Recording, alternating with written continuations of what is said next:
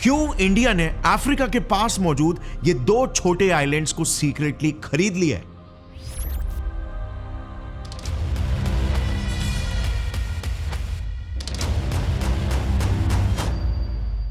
साल 2006 US naval institute में एक रिपोर्ट पब्लिश होती है जिसने सभी के होश उड़ा दिए। रिपोर्ट में लिखा था कि मॉरिशस इंडिया को अपने ये दो आइलैंड्स नॉर्थ और साउथ अगेलेगा लीज यानी कि किराए पर देने वाला है। अब अगेलेगा आइलैंड्स अफ्रीका के ईस्ट में मौजूद दो आइलैंड्स का एक आर्किपेलागो है जो कि मॉरिशस की सॉवरेन टेरिटरी है और इसीलिए इस आइलैंड को इंडिया लीज पर लेने वाला है। ये खबर सुनते ही सभी वेस्टर्न देशों के कान खड़े हो गए क्योंकि वो ये जानते थे किसी भी टेरिटरी का लीज एग्रीमेंट यूजुअली 100 सालों का होता है, जितने वक्त में तो किराएदार वहां का मालिक ही बन जाता है। Now cut to 2012। मॉरिशस के फॉरेन मिनिस्टर ने भी ऑन रिकॉर्ड ये कहा कि उन्होंने इंडिया के सामने एक ऑफर पेश किया है जिसमें वो एक टैक्स डील के बदले में इंडिया को अगेलेगा आइलैंड देने वाले हैं। अब यहां तक भी सभी देशों का गेसवर्क ही चालू था कि फिर आती है ये न्यूज कि इंडिया मॉरिशस में $250 मिलियन का एक सीक्रेट प्रोजेक्ट बिल्ड कर रहा है। Al Jazeera's I-Unit discovers that a secret base is being built. There's no real reason why this island would be developed. They've got an apron built on it too, which is basically the parking lot for planes. India, as well as Mauritius, want to keep the true purpose of the construction a secret. अब समझदारों के लिए इशारा ही काफी था और इसीलिए ये report publish होते ही पूरे ग्लोबल मीडिया में ये न्यूज वायरल हो गई कि हो ना हो इंडिया मॉरिशस में अपना एक सीक्रेट मिलिट्री बेस बना रहा है। In this area here, we can see what potentially could be the military base or the military facilities. There's no real reason why this island would be developed other than for military use. India उनके अगेलेगा islands पर कब्जा कर रहा है, जैसे विश्व के सबसे बड़े सुपर पावर अमेरिका ने डिएगो गार्शिया आइलैंड पर कर रखा है, फ्रांस ने रियूनियन आइलैंड पर कर रखा है और यूके ने जिब्राल्टर पर।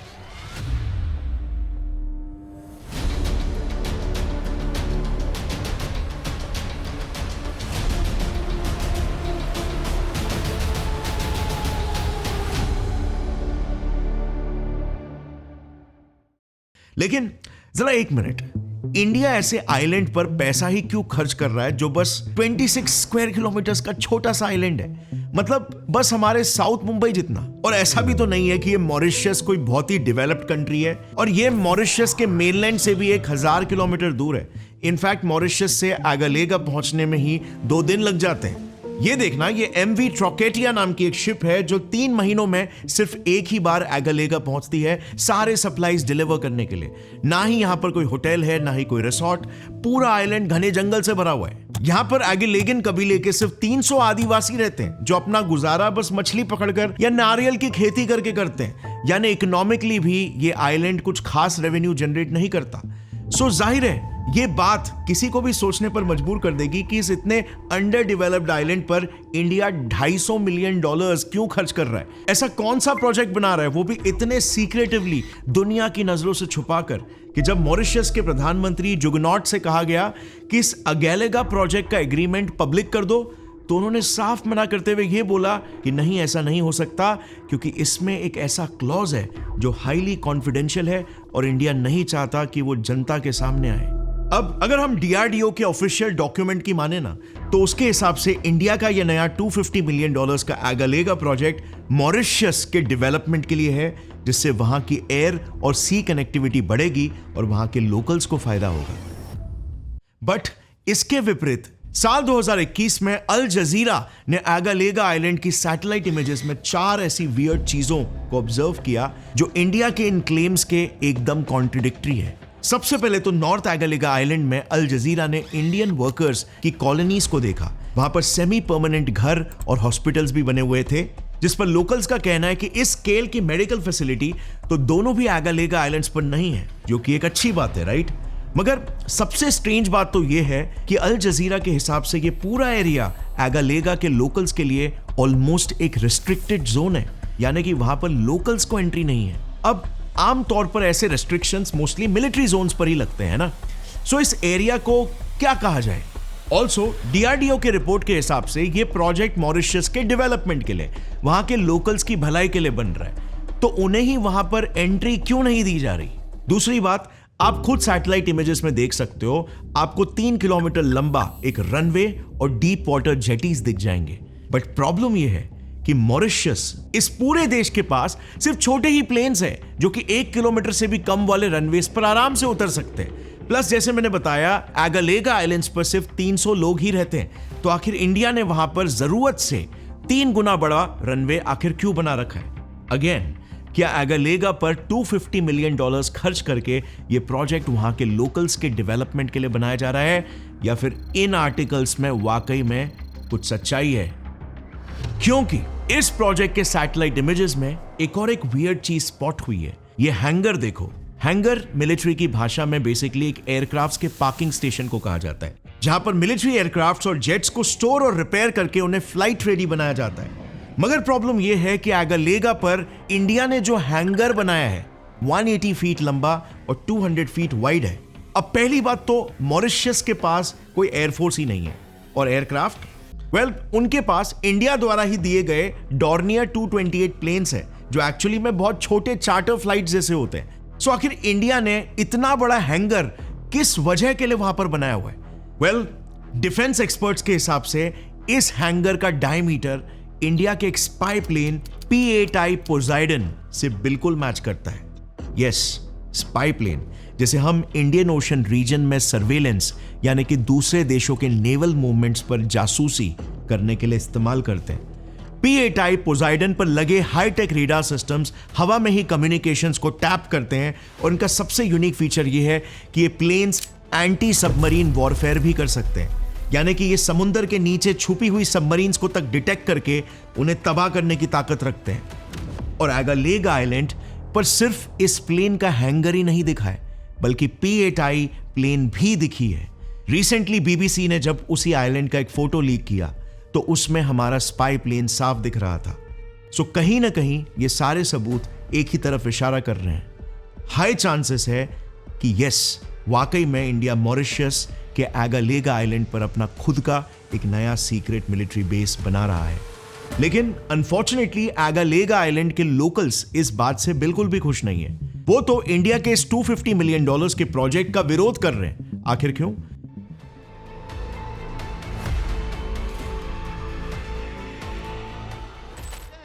Dans Agalega, non, nous pas d'accord qu'il y ait une base militaire indienne dans Agalega. ये समझने के लिए ना चलो थोड़ी देर के लिए एगालेगा के ईस्ट की तरफ इस डिएगो गार्शिया आइलैंड पर आते हैं। International court of justice ICJ के मुताबिक ऑफिशियली ये आइलैंड पर मॉरिशस का हक है, ये उसका एक सॉवरेन टेरिटरी है। मगर 1965 में यूके ने इस आइलैंड को इंडिपेंडेंस देने से इनकार कर दिया था, और फिर 1966 में यूके ने यूएसए को डिएगो गार्शिया आइलैंड लीज पर दे दिया, वहां के लोकल शेगोसियान पॉपुलेशन के कंसेंट के बगैर, ताकि अमेरिका वहां पर अपना एक मिलिट्री बेस बना सके।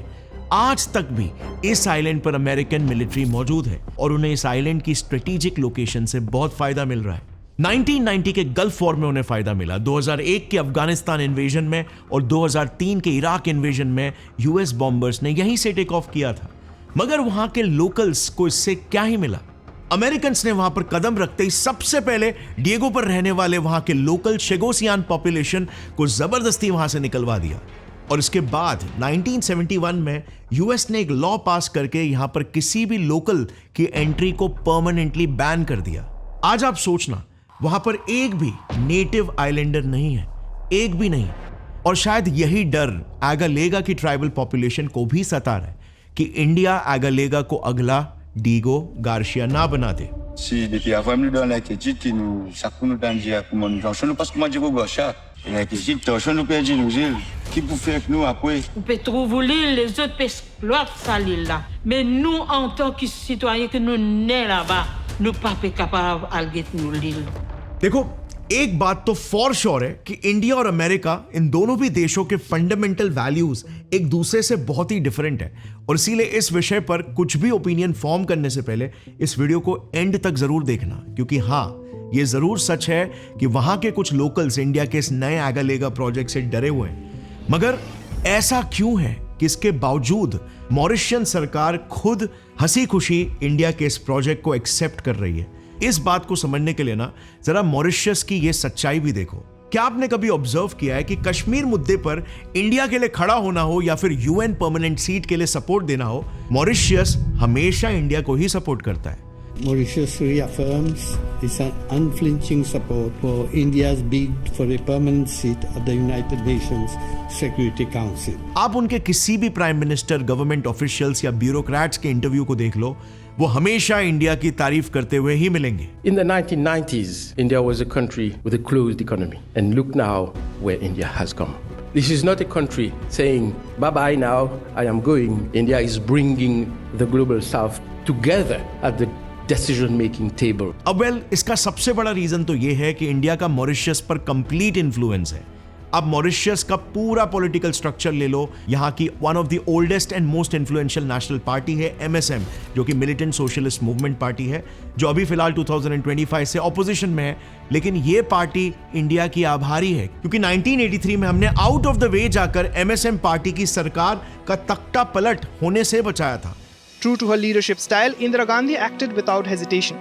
She authorized a top-secret military plan, Operation Lal Dora. The roots of Operation Lal Dora trace back to a deepening political crisis in Mauritius. Operation Lal Dora को अंजाम देकर इंडिया ने MSM के फाउंडर अनिरुद्ध जगनॉट के PM की पद को बचाया था, जिसके बाद अनिरुद्ध मॉरिशस के इतिहास के लॉन्गेस्ट सर्विंग प्राइम मिनिस्टर बनकर रिटायर हुए थे। इसके अलावा करंटली इस पार्टी के चीफ प्रविंद जगनॉट है, जो रिसेंटली 2024 तक PM भी थे। इन्होंने भी हमेशा इंडिया को ब्रदर नेशन ही माना है। अब इंडिया के मॉरिशस के एक पॉलिटिकल पार्टी को ब्लेटेंटली सपोर्ट करने के बावजूद भी मॉरिशस के बाकी पार्टीज के भी सरप्राइजिंगली इंडिया से काफी अच्छे रिलेशंस हैं। इनफैक्ट आप बिलीव नहीं करोगे, मगर ये देखो, ये है पॉल बेरेंगर, मॉरिशस के करंट रूलिंग पार्टी MMM, जो कि मॉरिशियन मिलिटेंट मूवमेंट है, के चीफ। ये वही है जो 1983 में अनिरुद्ध जगनॉट की सरकार का तख्ता पलट करने वाले थे और जिनके मंसूबों को ही भारत ने नाकाम कर दिया था। मगर इसके बावजूद आज ये और इनकी पार्टी MMM प्रो इंडिया ही है। इनफैक्ट इन्होंने तो अभी मार्च 2025 में ही PM मोदी को मॉरिशस का highest civilian award, the grand commander of the order of the star, से भी सम्मानित किया। अब आई नो कि सुनने में थोड़ा सा अटपटा लग रहा होगा, बट यही बात मैं बताने की कोशिश कर रहा था कि इसके पीछे मेजर रीजन है कि मॉरिशस की 70% पॉपुलेशन इंडियन ओरिजिन की ही है। मेजॉरिटी मॉरिशियंस के एंसेस्ट्रल रूट्स भारत से ही जुड़े हैं और वहां का largest and most followed religion भी हिंदुइज्म ही है। Mauritius, the only country in Africa with Hinduism as the main religion.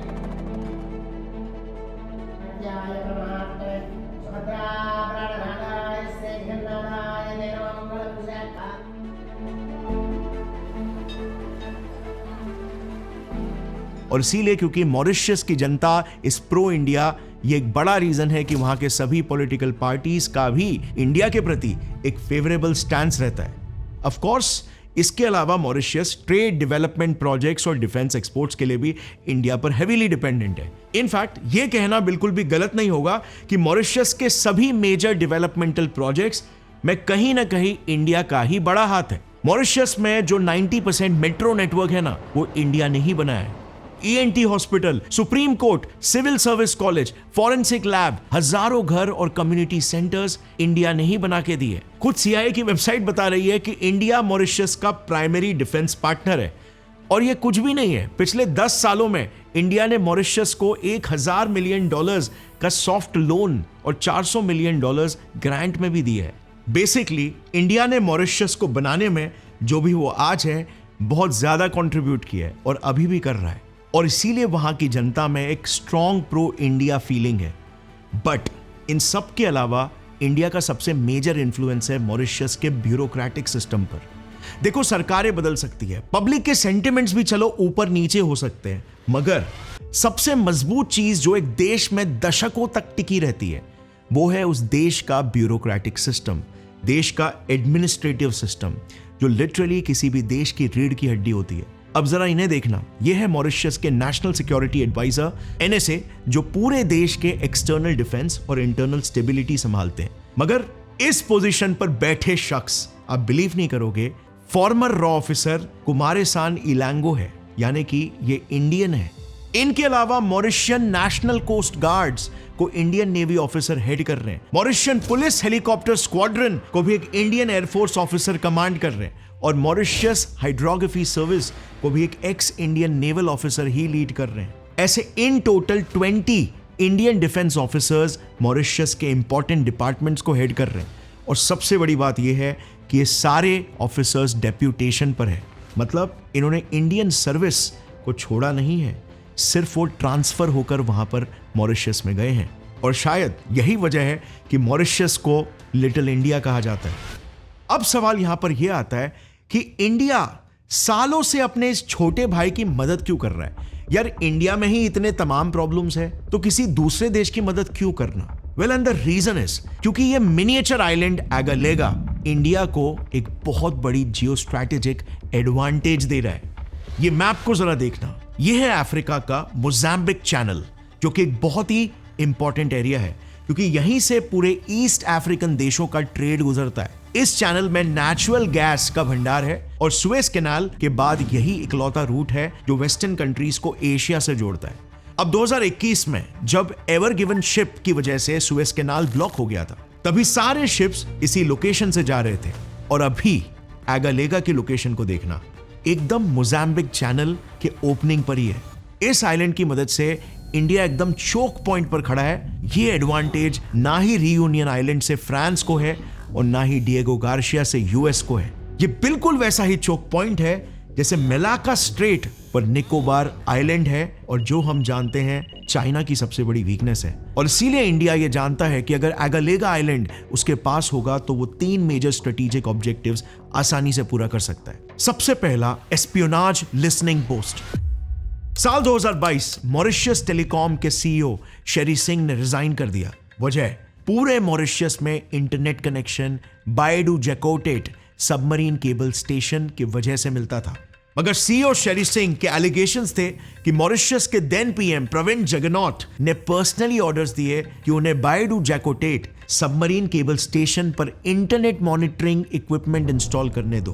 अब ये एक स्पाई डिवाइस था जिसे द प्रिंट के हिसाब से इंडिया के रॉ ने ही मॉरिशियन इंटरनेट केबल्स पर इंस्टॉल करने के लिए बोला था। बट ये कहानी सिर्फ मॉरिशस की नहीं है। जरा इस मैप को देखना, यह है South Africa Far East, also known as SAFE, एक optical fibre undersea cable network जिसे इंडिया ने बाकी देशों के साथ मिलकर जॉइंटली बनाया।